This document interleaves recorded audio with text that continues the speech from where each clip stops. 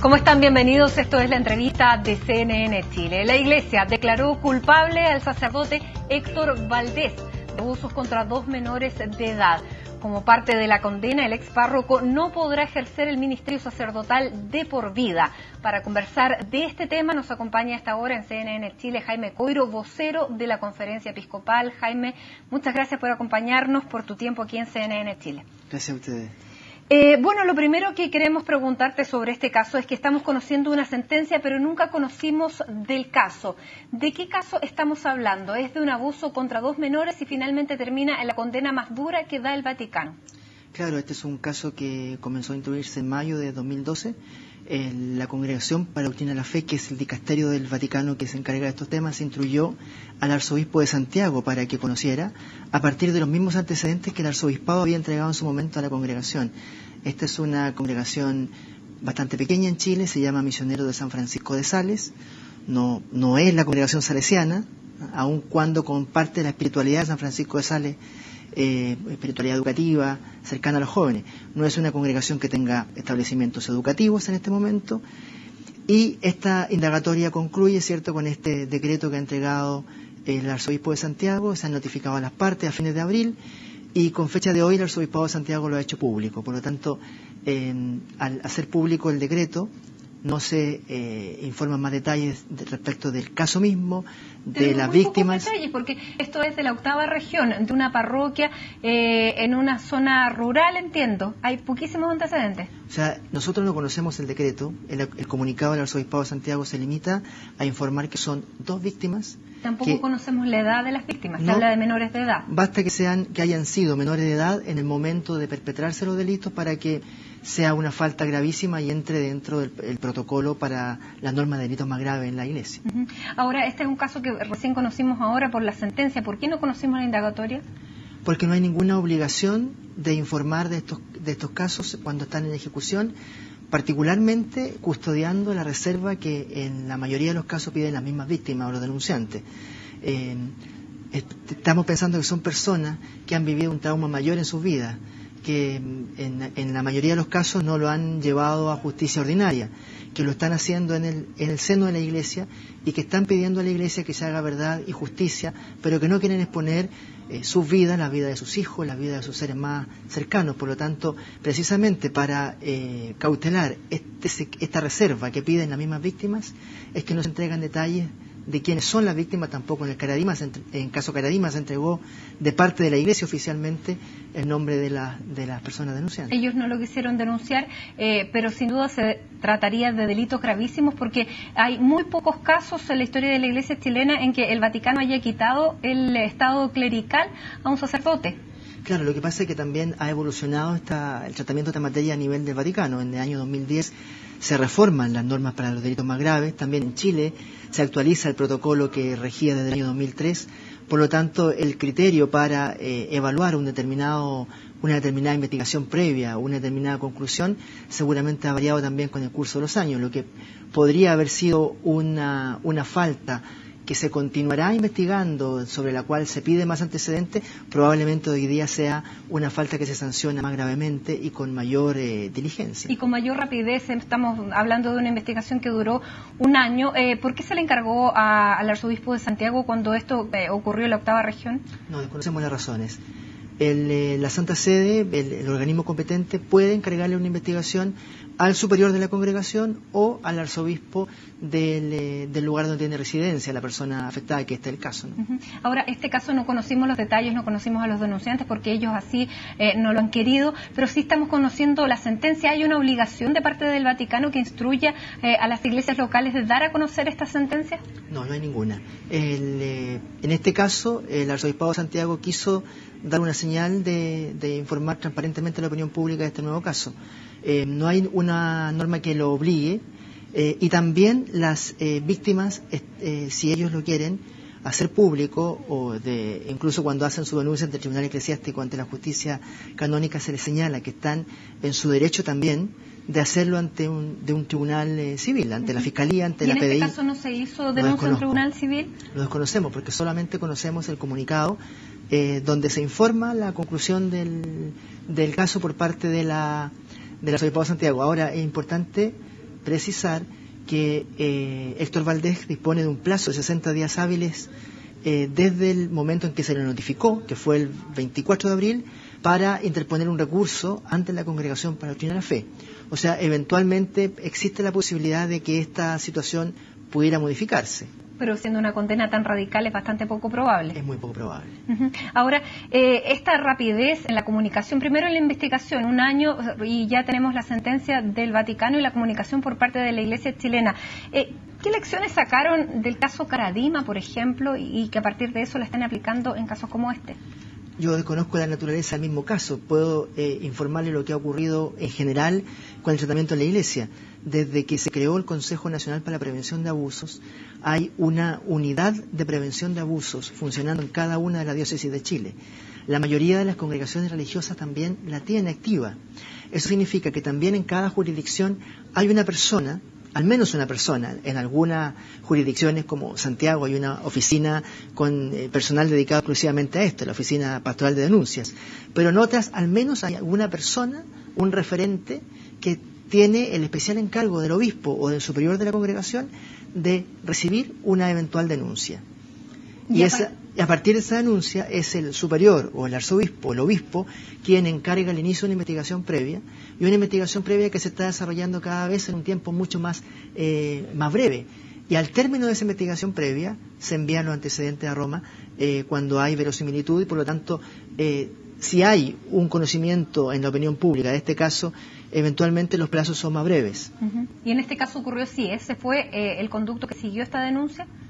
Desconozco la naturaleza de la denuncia particular, pero si el Arzobispado de Santiago la está informando en el día de hoy y fue iniciada esta investigación en mayo del 2012, evidentemente había antecedentes que pesquisó la persona a cargo de la investigación por disposición, en este caso, del Arzobispo de Santiago. Una persona encargada por diócesis.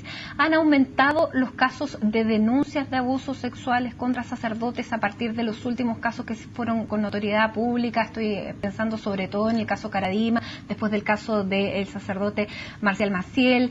¿Hay un aumento? ¿Hay mayor confianza por la gente de denunciar? ¿Se atreven más? La verdad es que no tenemos registro cuantitativo de denuncias porque tampoco existe la obligación del superior o del obispo de informar la existencia de una denuncia. Tenemos diócesis donde así se ha hecho a partir del momento en que se hace la denuncia, otras en que no se informa sino hasta concluida la primera etapa de la investigación preliminar.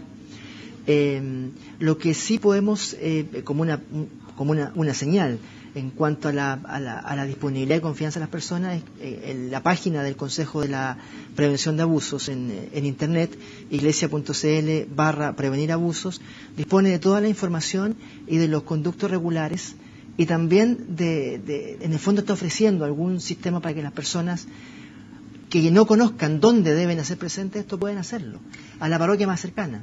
En términos, nosotros lo que vamos a dar, informar oficialmente, ¿cierto?, la cantidad de sentencias ejecutoriadas cuando ya esté terminado el último procedimiento.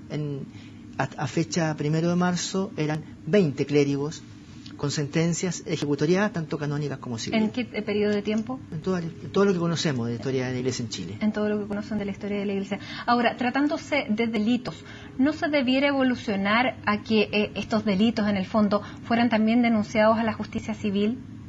Bueno, muchos de ellos están en fuero de la justicia penal. Cuando la persona hace una denuncia ante la jurisdicción eclesiástica, el promotor de justicia, la persona que le toma la primera declaración, que hace la primera acogida a su testimonio, de acuerdo al protocolo de la Conferencia Episcopal de Chile, debe informarle que está en su derecho de hacer una denuncia ante un tribunal penal. Pero no es una obligación.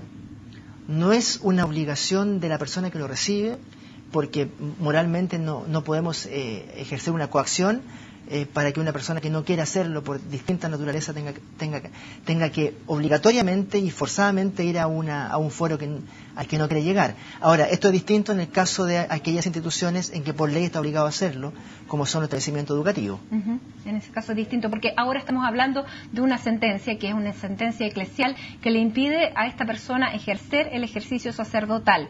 ¿Esto qué quiere decir? ¿Que él va a terminar en una vida de oración, de silencio, de retiro? ¿Qué se hace? ¿Cuál es la práctica de esta condena? Claro, lo que habitualmente ocurre es que cuando ya está la sentencia definitiva, es decir, en el caso de que Héctor Valdés no apelara o en caso de que se resolviera posteriormente la apelación, confirmando, dejando firme esta sentencia, ahí lo que corresponde es que se notifica su domicilio. El domicilio en el cual él cumple esta condena. Ahora, si aquí no ejerce el ministerio sacerdotal, ni tampoco pertenece a una congregación religiosa, probablemente será la misma congregación la que nos informe oportunamente cuál es el paradero de este sacerdote. Jaime Coiro conversa con nosotros aquí en la entrevista de CNN Chile. Hacemos una pausa y ya regresamos.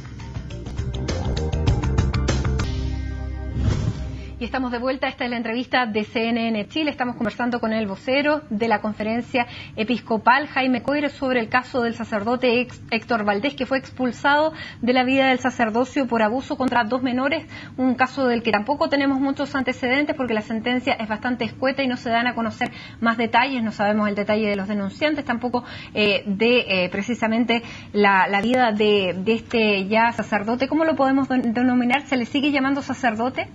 Claro, la sentencia no está firme, por lo tanto el decreto habla del padre Héctor Valdés y por lo tanto él sigue siendo un sacerdote de la congregación, salvo que él determine no apelar, con lo que se confirma la sentencia que se ha entregado en el día de hoy.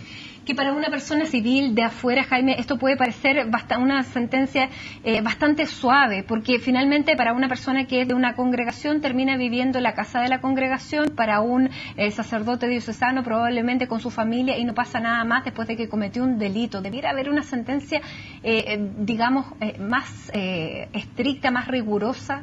Claro, lo máximo que la Iglesia puede hacer, en lo que le compete a ella en el ordenamiento canónico, es despojar a una persona de su estado clerical. El procedimiento canónico tiene que ver con las obligaciones canónicas de esta persona, que es un sacerdote, que es un integrante de un instituto religioso. O sea, si las víctimas no denuncian a la justicia civil, no hay más. No hay más. Y por eso que en distintas latitudes, con cada conferencia episcopal con distinto énfasis, de acuerdo también a la realidad de cada país, se está invitando a las personas a que, al valorar lo que significa en el fondo el daño inmenso que se causa no solamente a una familia, a una comunidad, también a una sociedad y también a la Iglesia, que estos casos se denuncien ante la justicia y se denuncien responsablemente. Y en el caso chileno, que la gente lo haga, que vaya a Carabineros, que vaya a la PDI, que vaya a la Fiscalía. Y eso no es una traición a la Iglesia. Todo lo contrario, es un inmenso bien, porque como lo han dicho desde Juan Pablo II hasta el Papa Francisco, en el sacerdocio no hay lugar para quienes abusan de menores de edad. ¿Hay otras investigaciones que estén en curso en este minuto?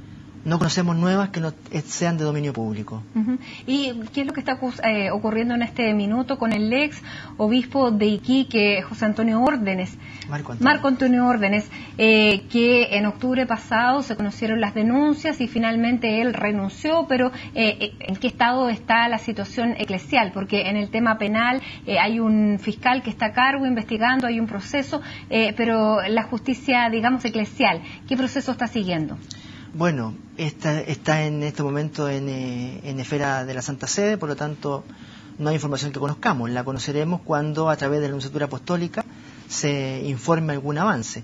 La única información que dispusimos en su momento fue el inicio de esta investigación, que lo comunicó precisamente la Nunciatura Apostólica a través nuestro.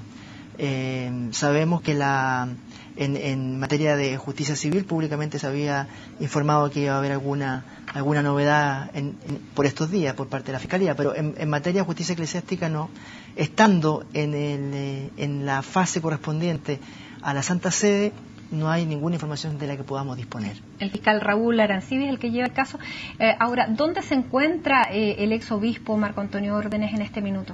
La última información que yo tuve es un par de semanas en un diálogo con el administrador apostólico sede vacante de Iquique, es que se encontraba en Perú, en un lugar que es conocimiento del obispo y que está a disposición para cuando sea requerido en las instancias que sea requerida. Jaime, ¿qué está haciendo la Iglesia para evitar nuevos casos de abuso? Tú decías que esto no solamente afecta personalmente, puede destruir la vida de una persona, de la comunidad, y también afecta a la vida de la Iglesia. ¿Qué está haciendo la Iglesia para prevenir esto que tú me decías que no es solamente el abuso sexual, sino que es abuso del ministerio, de la confianza?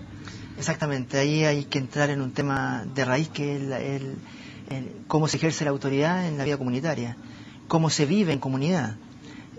Y eso pasa por un sinfín de situaciones, sacerdotes que están solos, que viven solos, que gobiernan solos y que deciden solos, y otros que tienen consejos pastorales activos, que están presentes con los laicos, cuyas familias son conocidas, reconocidas en la comunidad. Ayer me tocó estar en una comunidad donde toda la parroquia celebraba a la mamá del sacerdote en el Día de la Mamá como una de las mamás de la comunidad toda. ¿Y eso es responsabilidad de quién? ¿Del obispo, de que los sacerdotes estén acompañados, que tengan esto que tú decías, una vida que se conozca, que no estén solos, que no se autogobiernen, se aíslen y den espacio a que se pueda cometer este tipo de situaciones? Como autoridad, como decisión, es voluntad del obispo, del superior de cada congregación, pero también estamos invitados nosotros a vivir una fe madura, una fe de adultos, donde los laicos y las laicas tenemos una misión importante en las decisiones que se toman en la Iglesia.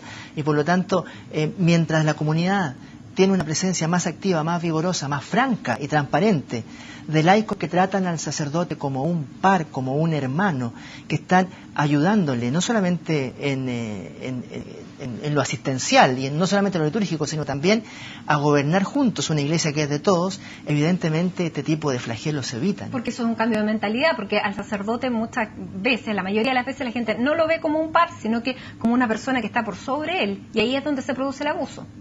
Exactamente. Cuando hay una situación irregular, oscura, desconocida, y cuando no hay diálogo fraterno, hay que pensar que en algunas diócesis estos temas se vinieron a conversar en la comunidad varios meses después de que ya eran un escándalo público. Entonces, todo el mundo hablaba en la televisión, en los diarios, en las páginas web, y la comunidad no era capaz de sentarse a dialogarlo fraternalmente con su párroco, con sus diáconos, con sus religiosos, con sus laicos. Entonces, en la medida en que eso en lo que no se avanza, lo demás es cosmética. O sea, poner cámaras de vigilancia, establecer protocolos en el papel, es un paso que no tiene un efecto real si es que no hay un trabajo a fondo en cómo se establecen las relaciones al interior de la Iglesia. Bueno, cómo está trabajando la Iglesia chilena y cómo está trabajando la Iglesia universal a partir del cambio de pontífice, lo vamos a seguir conversando junto a Jaime Codro. Esto es la entrevista de CNN Chile. Hacemos una pausa y ya estamos con ustedes.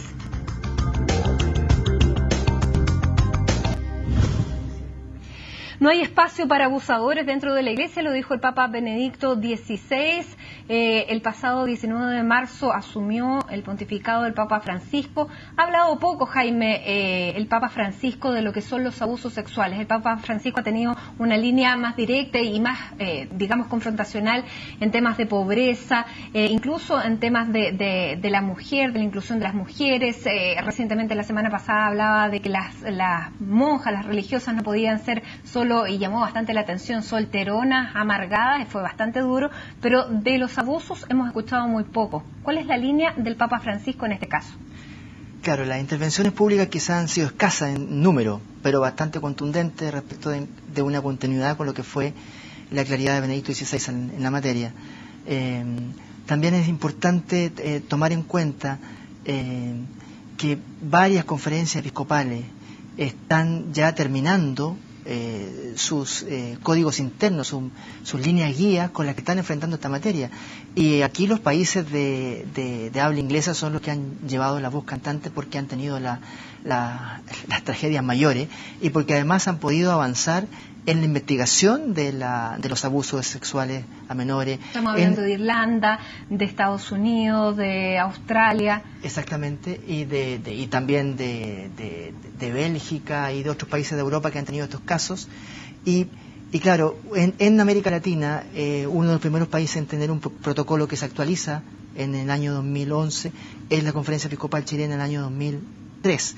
Por lo tanto, la palabra pública del Papa también hay que mirarla a la luz de lo que pueden ser los lineamientos internos a la Curia Romana. Él está en este momento en un proceso de revisión de los dicasterios y de la reforma estructural de la Curia Romana, donde también tiene mucho que ver cómo se enfrentan esta naturaleza de delitos. Bueno, y dentro del Consejo Asesor de 8 cardenales que nombró también está uno de los cardenales, es norteamericano y ha sido uno de los que le tocó enfrentar directamente más casos de abusos sexuales dentro de lo que fue su ministerio y que tuvo que compensar víctimas, vender incluso el Palacio Episcopal. ¿Tendrá alguna injerencia también en este caso sobre el Papa Francisco? Claro, y más que las individualidades de quienes le acompañan, yo creo que lo fundamental es que en círculos vaticanos hay una certeza casi consensual de que no hay marcha atrás en esto por parte del Vaticano.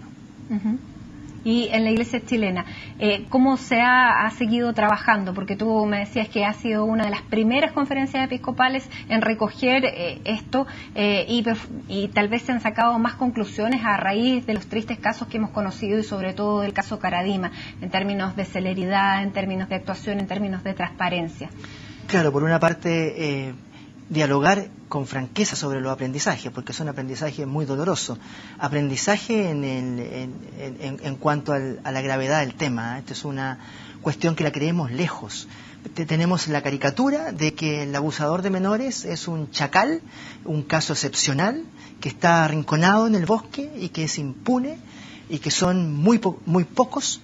Y lamentablemente está mucho más cerca. Los datos que ha entregado el Ministerio Público respecto a la cantidad de abusos, de delitos sexuales en general y de delitos sexuales contra menores es gravísimo.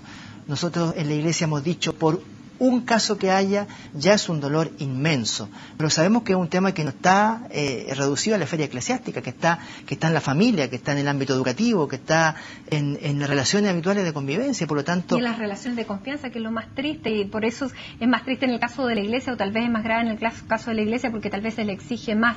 ¿Qué voz tienen para ustedes las víctimas? ¿Cuál es el valor de las víctimas para ustedes? Aquí hay un aprendizaje importante que hacer. No siempre en la Iglesia chilena hemos tenido la capacidad de poner en primer lugar a la víctima. Lo ha pedido incansablemente Benedicto XVI, lo han pedido los obispos chilenos, pero una cosa es decirlo en el papel y otra es de verdad hacer una actitud empática y ponerse, o al menos intentar ponerse en el lugar de una persona que fue abusada en lo más propio. Los casos de abuso no son un episodio simple, ¿eh? El abuso de menor de edad, en general, las investigaciones lo demuestran. A veces se comete el abuso sexual el día del cumpleaños número 18. ¿Y eso tú crees que ha faltado en la Iglesia chilena? Yo creo que ha faltado fuerza, ha faltado un poco de temple también para hacer ese reconocimiento. ¿Ha faltado humildad? Ha faltado humildad en la jerarquía y también a veces en algunos laicos que pensamos que esta información es parte de una campaña, que nos quieren desprestigiar, y no hacemos lo que habría hecho Jesús, que es ponerse en el primer lugar al lado de la persona que está pidiendo la ayuda. El buen samaritano, cuando ayuda, no hace ninguna consideración de ningún tipo, ni ideológica ni religiosa. Va y ayuda y se pone a socorrer. Y no solamente le cura la herida, sino que además lo deja en un hostal y le deja dinero al dueño del hostal para que lo atienda hasta que se recupere bien. ¿Debería haber compensación económica? Ese es un tema que para muchos es parte de la reparación. La reparación es mucho más que la compensación económica. La reparación es, por ejemplo, ser transparente y decir, esta persona es un abusador sexual y lo reconocemos como tal. Ya es un acto de reparación. Muchísimas gracias, Jaime Codro, por haber estado aquí en CNN Chile hablando de un tema tan delicado para la Iglesia y también para la sociedad chilena. A ustedes muchas gracias por acompañarnos. Sigan en la compañía de CNN Chile.